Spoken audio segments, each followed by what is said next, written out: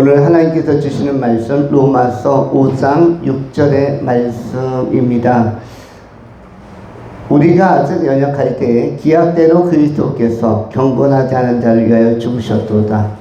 우리는 이 말씀을 통해서 우리가 아직 연약할 때라는 제목으로 하나님의 말씀 전합니다.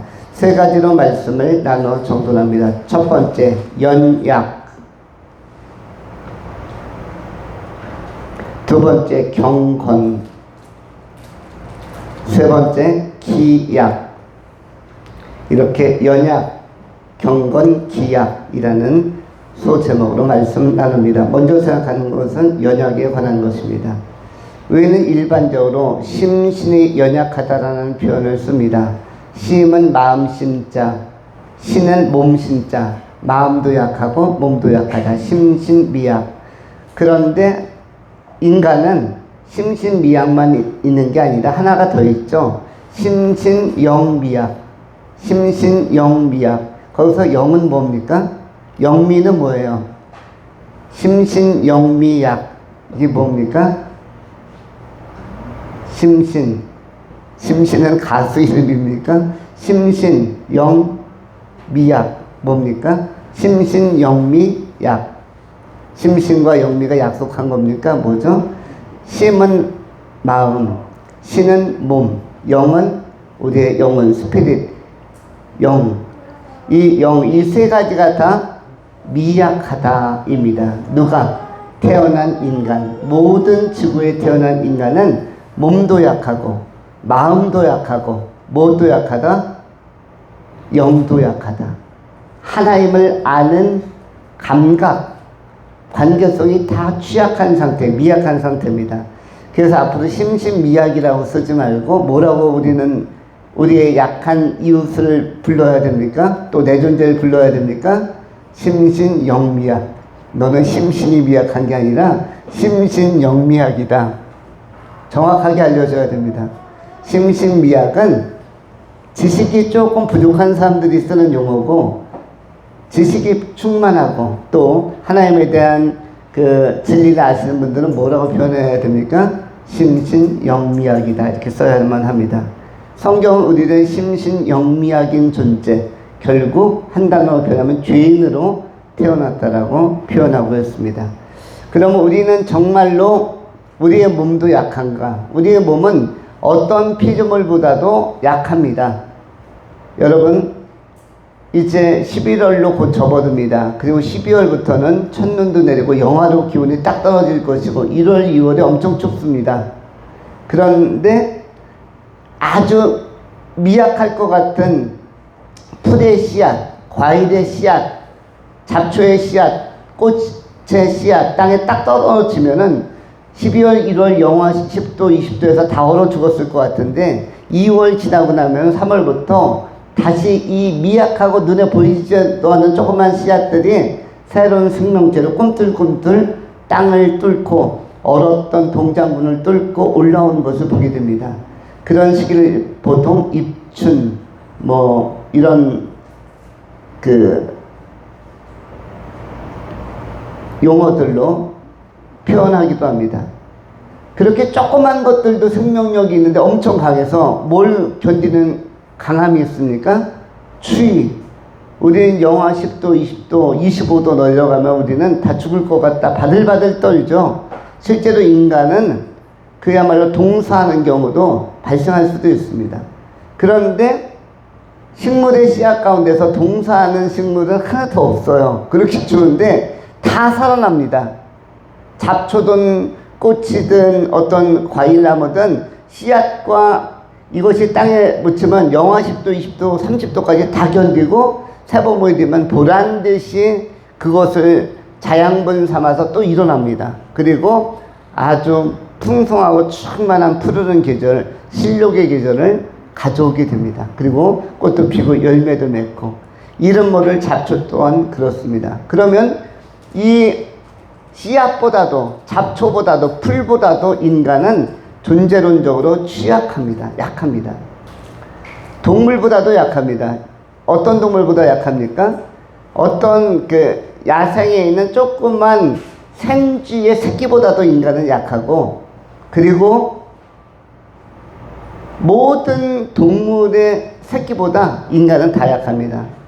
인간은 아시는 것처럼 태어나면 어머니의 태에서부터 이제 나와서 기기까지 시간이 5개월에서 거의 1년 가까이 걸리고, 그야말로 자기 앞에 있는 50cm 1m를 가는데 그야말로 6, 7개월에서 1년 정도 시간이 필요합니다. 일어서는 데까지 엄청나게 시간이 많이 필요하죠. 그런데 동물들은, 제가 최근에 영상 하나를 봤는데 기린이 자기 새끼를 가슴 앞에다 두고 사자물이 10마리한테 둘러싸인 영상을 잠깐 보았습니다. 그런데 기린 한 마리가 누구를 보호하냐면 자기 새끼를 보호하는데, 기린은 뭐 상당히 키가 크고 몸이 크죠. 그런데 그 앞에 있는 새끼는 크지가 않습니다. 이제 한 1m에서 2m 정도 되는 이제 생후 한 몇 개월 된 것 같아요. 근데 사자가, 암사자 한 8마리, 숫사자 하나가 딱 버티고 사방을 진을 쳤어요. 그렇기 때문에 기린이든 얼룩말이든 영양대든 사바나나 열대 초원에서 태어난 모든 동물들, 특별히 초식동물은 태어남과 동시에 뭐 할 준비를 합니까? 태어남과 동시에 맹수들의 느낌, 맹수들의 소리, 맹수들의 포효가 들리면은 태어남과 동시에 뭐 할 준비를 합니까? 뛸 준비를 해서 30초 이내에 뛸 수 있는 동물들은 사는 거고, 30초 넘어서 1분 이상 지나면 잡혀먹는다고 합니다. 뭐 멧돼지든 뭐든 새끼들이 태어나면 모든 이 초식동물들은 뭐 할 준비부터 합니까? 뛸 준비. 쥐도 마찬가지입니다. 쥐가 태어나는 새끼 보셨는지 모르겠어요. 저는 새끼 생쥐를 생후 한 이틀 되는 생쥐 10마리를 우연히 포획해 본 일이 있습니다. 생후 이틀 된 생쥐 어떻게 생겼을 것 같아요? 10마리 잡는 게 얼마나 어렵습니까? 생쥐 10마리를 동시에 잡는 거. 이거는 조금 오래 전의 일입니다. 제가 성장하는 과정 속에서 청소년기에 자랐던 집이 한옥집이었어요. 근데 한옥집을 수리하려고 비가 와가지고 위에서 비가 똑똑 떨어져서 어느 날 거기를 수리해야 되겠다고 해서 어른들이 연장을 가지고 그걸 뜯어내는 순간, 비가 새는 그것을 뜯어내는 순간 10마리의 새끼 손가락 같은 게 밑으로 떨어지기 시작해서 두두두둑 떨어졌는데, 딱 보니까 이게 뭐지? 그냥 새끼 손가락이에요. 어른의 손가락만한 이만한 그야말로 이른바 핏덩이라고 할 수가 있죠. 이 살점 같은 게 두두두둑 천장에서 떨어졌는데 뜯자마자, 그런데 보니까 땅에 떨어진과 동시에 한 천장에서 떨어지니까 3m 되죠. 떨어졌는데 얘들이 떨어진과 동시에 기기 시작했습니다. 좌우로 10마리가 동시에. 아니 새끼손가락이 기기도 하나? 뭔가 보니까 이게 쥐의 새끼인데 태어난 지 이틀 된 거. 사람이 자기를 발견하니까 위기의식을 느끼고 옆으로 뛰기 시작했어요. 이 조그만 애들이. 그 손으로 잡아보니까 너무 귀여워요. 발바닥도 귀엽고 그냥 이런 요만한 새끼손가락이 그냥 움직이는 거예요. 그래도 인간한테 안 잡히려고 최대한의 질주를 하기 시작했습니다. 그런데 뛰어봐야 벼룩이란 말처럼 걔들이 아무리 움직여도 열심히 달리긴 달리지만 이틀밖에 안 된 이 새끼 생쥐는 많이 가지 못합니다. 가야 20cm, 30cm 하나씩 쪼아쪼아 잡아서. 그런데 어른들은 그런 이야기 하더라고요. 저런 거는 그냥 초고추장에 찍어가지고 이렇게 된장 말라 먹는 게 건강에 좋다. 옛날 분들은 그런 이야기를 하더라고요.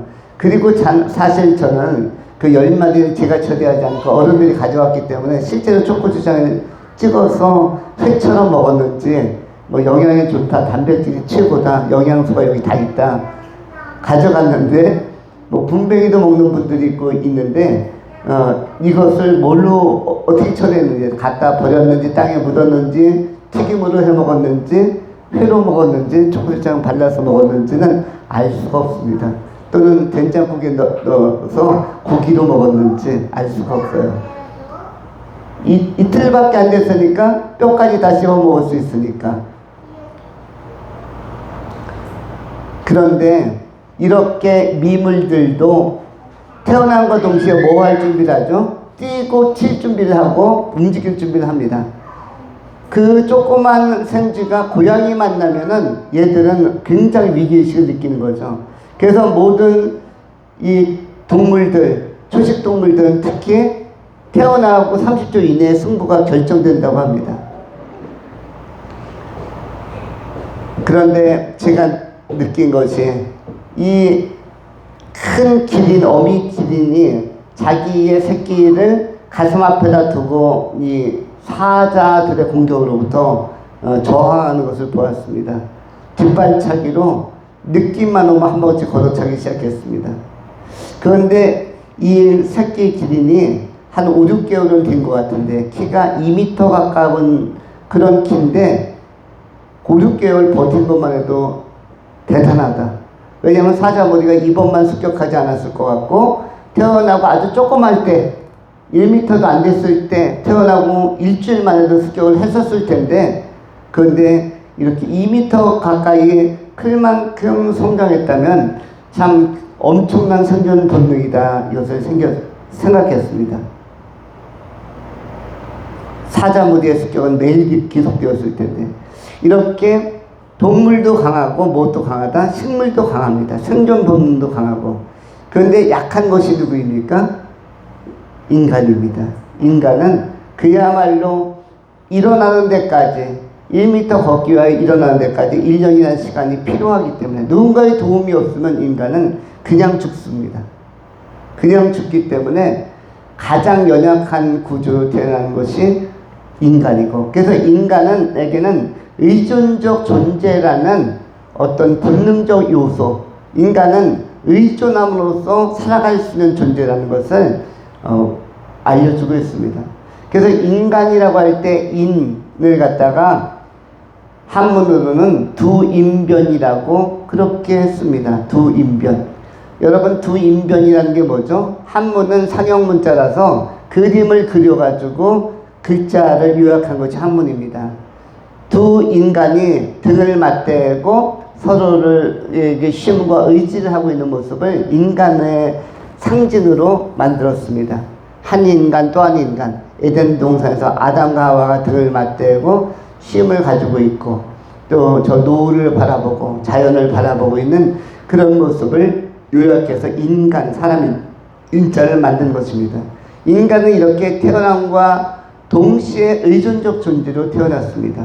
그래서 인간만큼 결속과 유대를 강조하는 그러한 생명체가 없고 그래서 인간만큼은 이 가족 제도라든지 친지, 친구에 대한 상당히 깊은 이해도와 또 애정을 담고 생존 체계를 유지하고 있는 것입니다. 인간은 뭐뭐하다?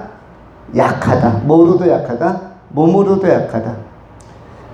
우리 인간은 달리기를 하면은 우리도 인간도 동물이라고 한다면은 우리가 동물적 본능이라고 하죠. 인간이 동물로 분류한다면 최소한 한 자리에 서 있는 식물은 아니니까 움직일 수 있으니까 동물이라고 본다면 동물적 본능, 동물적 감각으로 동물들하고 실제 달리기 하면은 몇 위나 할까요?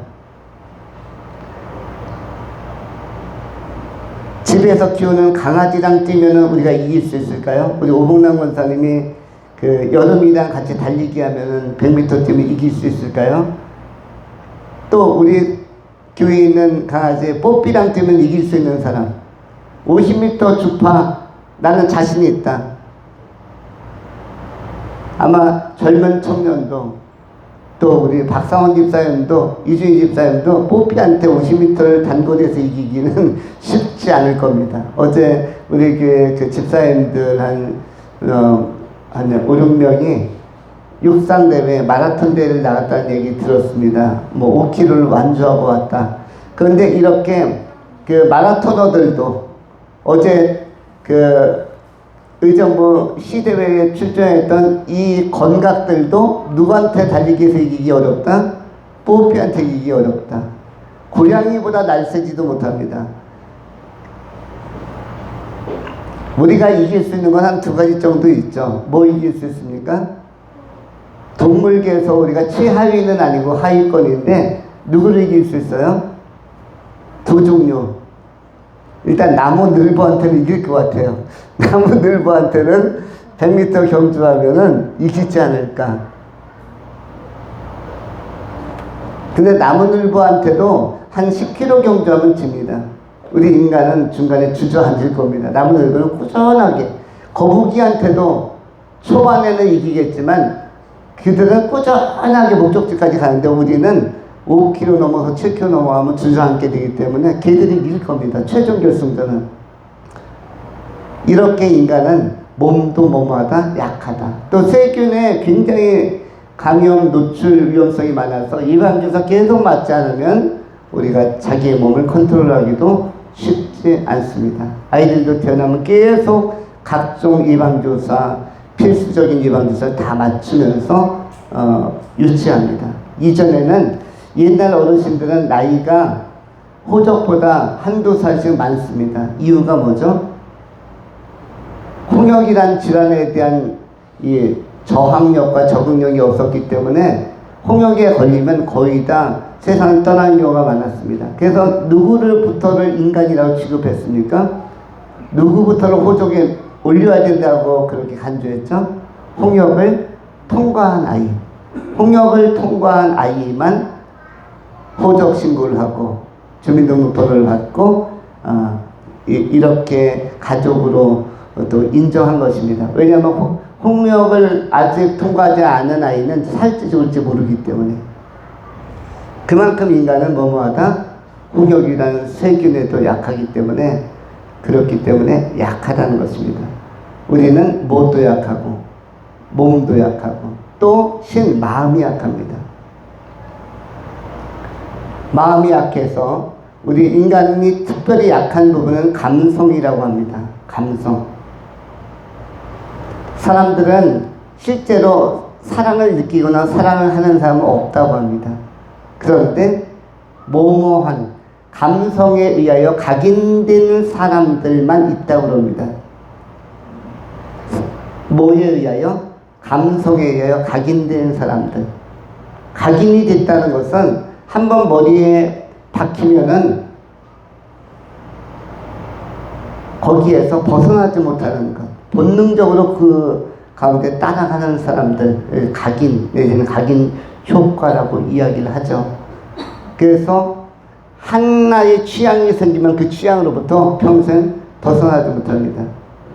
저에게도 있는데 저는 음식을 먹을 때 제가 제일 좋아하는 음식은 밥상에 뭐가 안 올라오면은 숟가락 들기가 싫은 음식이 있어요.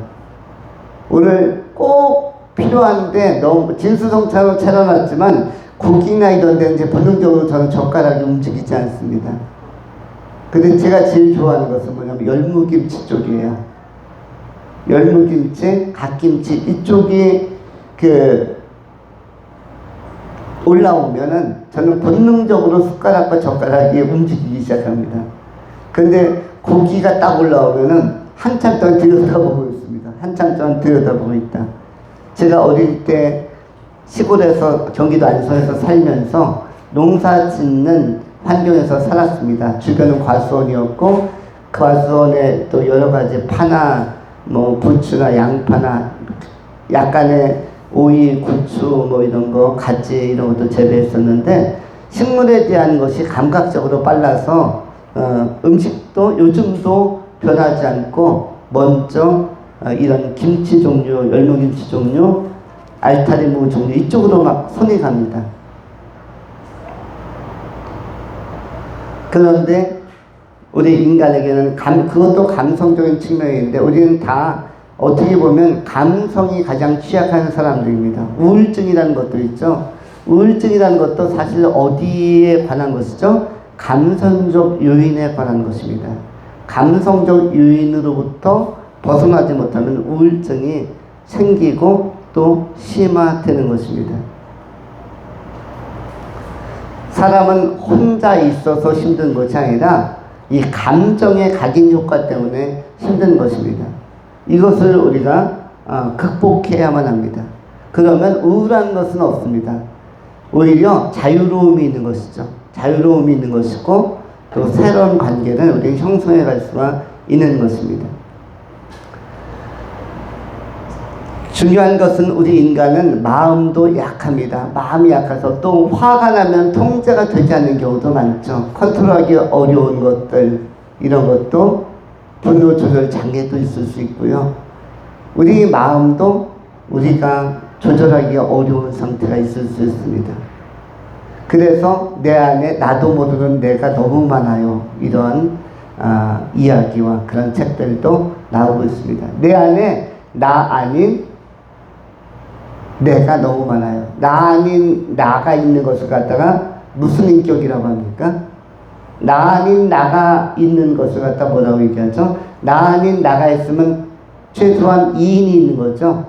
두 사람의 마음이 내 안에 들어와 있는 건데 이런 인격을 무슨 인격이라고 합니까? 이중인격. 근데 나 아닌 내가 3명 이상이 들어와 있으면 무슨 인격? 이중인격은 많이 들어봤죠. 이중인격을 대표적인 위선이라고도 이야기하죠. 지킬 박사와 하이드처럼 어떤 때는 천사 같고 어떤 때는 악마 같고 이중인격. 그런데 이중인격보다 현대사회는 더 많은 인격체를 내면속에 가지고 있다고 하는데 그 마음에 그걸 갖다 무슨 인격이라고 합니까?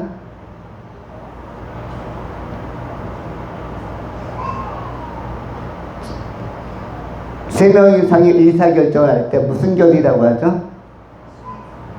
다수결이라고 하죠. 그러면 여러 사람이 모인 걸 갖다 뭐라고 얘기하죠? 다중이라고 합니다. 다중. 대중이라고도 하고 다중. 아주 큰 규모, 예를 들어서 뭐 한 3,000명, 5,000명, 10,000명 이상이면 대중이라고 하겠지만은 100만 명이면 대중. 그런데 몇십 명, 몇백 명 이런 단위는 보통 뭐라고 표현합니까? 다중이라고 합니다. 그래서 이중인격 다음에 더 많은 내 안에 여러 가지 생각과 나 아닌 내가 들어오면 그걸 갖다가 다중인격자라고 합니다. 들어보셨을 것입니다. 다중인격이 심화되면 나도 통제할 수 없는 그런 뒤죽박죽이면 그걸 갖다가 뭐라고 얘기합니까? 정신분열이라고 하는 것이죠. 정신분열. 그런데 이러한 내면 세계를 가진 분이 현 세대에 많습니까? 적습니까? 많습니다. 미래 세계로 갈수록 더 많아집니다. 거기에서 이 인간의 마음이 얼마나 취약한지를 알 수가 있는 것입니다. 그래서 인격적으로 굉장히 성숙한 사람을 만난다는 것은 복입니다. 가장 큰 복은 뭐다? 인격적으로 성숙한 사람, 다중인격도 아니고 이중인격도 아니고 그냥 인격 그 자체를 가진 사람을 만난다면 이것은 행복입니다. 남녀도 마찬가지고 친구도 마찬가지고 선후배도 마찬가지고 직장 동료도 마찬가지고 우리 성도들도 마찬가지입니다.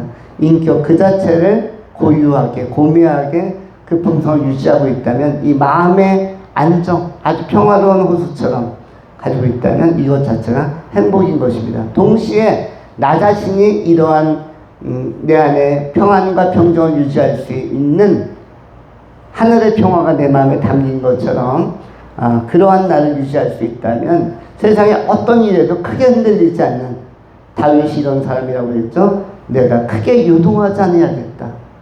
어떠한 기초 위에서 이렇습니까? 하나님을 경외하는 마음을 가질 때에 내가 크게 요동하지 않겠다. 지금 전 세계와 우리나라 또 이웃에 있는 중국, 동남아 다 굉장히 소용돌이가 많습니다. 그래도 나는 크게 요동하지 않겠다. 다윗 같은 심정으로 이 시대를 이겨야 할 것입니다. 우리는 이렇게 심신이 약하고 동시에 영적으로도 굉장히 취약합니다.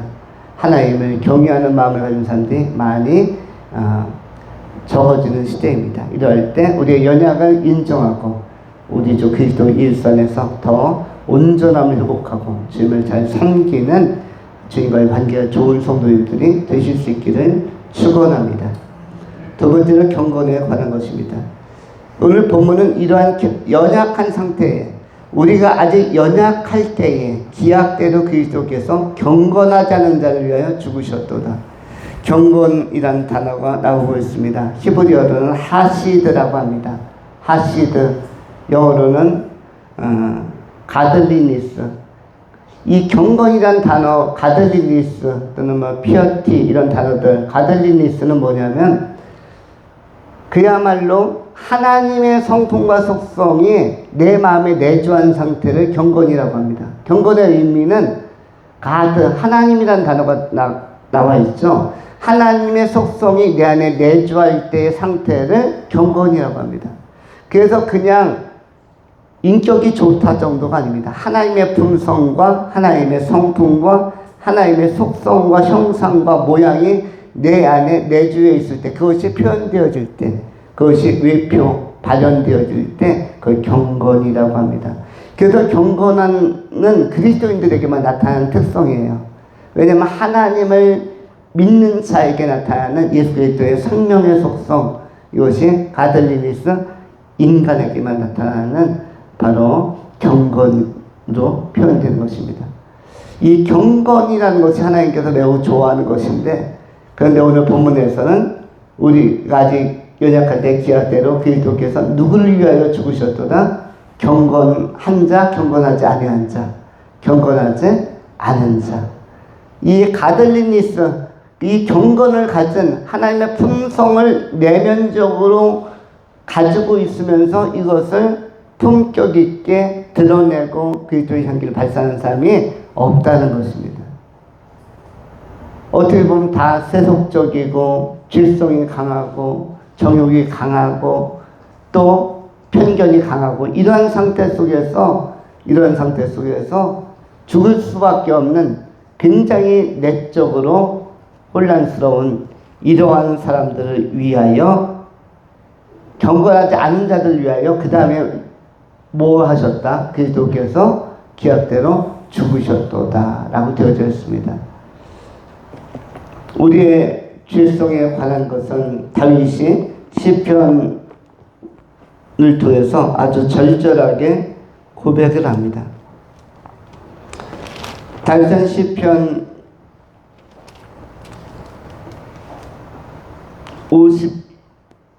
51편에서도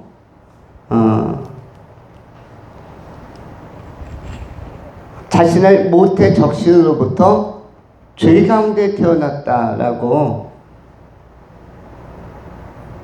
고백을 합니다. 그래서 시편 51편 10절에는 하나님이여 내 속에 정한 마음을 창조하시고 내 안에 정직한 영을 새롭게 하소서 라고 간절하게 기도합니다. 시편 51편 5절에는 내가 죄악 중에 출생하였으며 내 아이의 어머니가 죄 중에서 나를 잉태하였나이다. 죄 가운데 잉태되어서 나는 태생 자체가 죄성이 강합니다. 다윗이 자기를 진솔하게 고백합니다. 그리고 자기 안에 가들리니스, 하시드가 없습니다. 내 안에 경건이 없습니다. 경건의 능력도 없습니다. 그것이 우리가 모범으로 삼는 다윗의 솔직한 고백이었고 진정성 있는 진술이었습니다. 경건은 우리에게는 원래 없습니다. 하나님을 떠난 사람들, 에덴 동산에서 아담과 하와가 범죄함으로 말미암아 죄 가운데 깊게 빠졌을 때, 그때에 죄가 이 세상에 들어오면서 죄가 왕노릇하면서 우리 인간의 내면 속에는 다 부패하게 되었고 경건의 능력을 상실했습니다. 이러한 인간을 위하여 누가 죽으셨다? 기약대로 그리스도 예수께서 대신 죽으심으로 말미암아 우리의 죄를 용서하시고 내면 세계를 회복시키시고 내면 세계의 안정과 질서를 도모하시면서 새로운 피조물로 세워가겠다고 말씀하는 것입니다. 경건은 하나님 앞에 영광이 되는 것이고 하나님께서 최종적인 목표로 세우신 주제라고 할 수가 있습니다. 우리 그리스도인들도 경건을 추구하면서 일상 속에서 경건성을 유지하면서 살아간다면 하나님이 기쁘시게 하여 되어 있는 당대의 순전하고 아름다운 사람들이 될 것입니다. 성경에 보면 노아나 욥이나 당대에 순전하고 아름다웠다고 하는데 오늘 2025년 현재 우리는 당대를 살고 있습니다. 이 당대에도 하나님의 평가가 있다면 이 세대에 이 당대에 경건하고 순전한 자라고 할 때 바로 우리 자신의 이름이 노아처럼 욥처럼 사무엘처럼 또 호명이 되어야 합니다. 이 시대의 경건한 자는 누구입니까? 바로 우리 자신이라고 우리가 응답할 수 있는 아름다운 삶을 복음 안에서, 복음의 능력 안에서, 복음의 발견 안에서, 고백 안에서 키워가실 수 있기를 축원합니다. 마지막 세 번째로 기약입니다. 기약이라는 단어는 우리가 많이 들었던 카이로스라는 단어입니다. 헬라어 카이로스, 이것이 기약인데 우리가 아직 연약할 때 기약대로 하나님께서 그리스도를 보내심으로 경건하지 않은 자를 위하여 십자가에서 죽으셨음을 선언합니다. 하나님의 특성은 약속을 잘 지키시는 하나님입니다. 그런데 하나님의 타이밍은 우리 인간의 타이밍과 인간의 시간과 다릅니다. 인간의 시간을 크로노스라고 이야기하고 하나님의 시간을 카이로스라고 이야기하는데 크로노스, 인간이 요구하는 시간이 있어요. 하나님 지금 빨리. 인간은 항상 반박자 빠르게 지금 빨리를 이야기합니다. 아직 미혼인 우리 자매님은 올해 꼭 지금 빨리 멋진 남자가 나타났으면 좋겠다는 언급을 봄에 이야기했어요. 그래서 제가 이런 이야기를 했습니다. 지금 빨리보다 때는 좀 천천히 해도 좋지만 진짜 좋은 사람, 진짜 안정성과 경건성 있는 사람, 이 사람을 결정적으로 만나는 것이 미래에 계속 행복할 수 있다. 빨리도 좋지만 결정적인 사람, 진짜 나도 만족하고 내 주변도 만족하고 이런 사람, 나도 그를 좋아하고 그도 나를 좋아하고 하나님도 두 사람을 좋아할 수 있는 그런 만남을 도모할 수 있다면 이것이 최고라고 할 수 있습니다. 근데 우리의 응답은 항상 카이로스보다는 그것이 우리가 견디기엔 조금 너무 먼 것 같아요. 그래서 크로노스가 앞섭니다. 4시간. 사업을 할 때도 마찬가지입니다. 사업을 할 때도 어떻습니까? 지금 이번 달에 이 올해에 크게 번창하고 지금 대박이 나야 되고 우리는 지금이라고 외치죠. 사실 그랬으면 좋겠습니다. 왜냐하면 지금 우리가 투자하고 사업하는 것이 지금 잘 됐으면 좋겠다. 그런데 하나님은 하나님의 기약은 그것이 언제일지 우리가 예상할 수 없는 시점에서 하나님에서는 작동합니다. 그래서 믿음을 가지고 좀 길게 나가는 게 좋습니다. 믿음을 가지고 길게.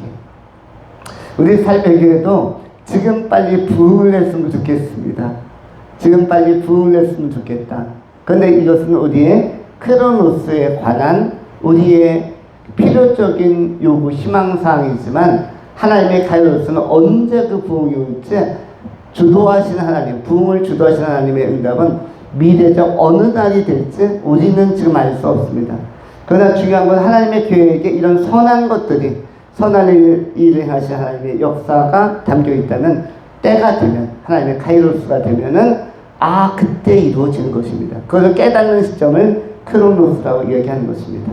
우리는 오직 믿고 기도하면서 우리의 미래적인 어느 때 하나님의 기약대로 참으로 복된 일이 역사 속에서는 예수 그리스도가 때가 참에 오신 것처럼 수많은 선지자들이 지금 왔으면 이사야 때 왔으면 엘리야 때 왔으면 말라기 때 왔으면이라고 자기 시대를 외쳤지만은 그러나 조금만 미래의 세례 요한의 시대에 예수님께서 강림하셨습니다. 그런 것처럼 비록 내가 요구하고 희망하는 시간에 딱 응답이 안 된다 할지라도 인내하면서 믿음 가지고 기도하면서 나간다면 반드시 복되고 좋은 날들이 여러분의 삶 속에 경험이 될 것입니다. 그런 긍정적인 기대를 가지고 우리 자신을 준비하고 기도하면서 나가는 참으로 알찬 믿음의 사람들, 경건의 능력 있는 귀하고 신실한 종들이 되실 수 있기를 축원합니다. 기도하겠습니다. 할렐루야. 자비하신 하나님, 전능하신 하나님을 찬양합니다. 오늘 복음의 말씀을 통해서 우리가 믿음을 가지고 경건하게 우리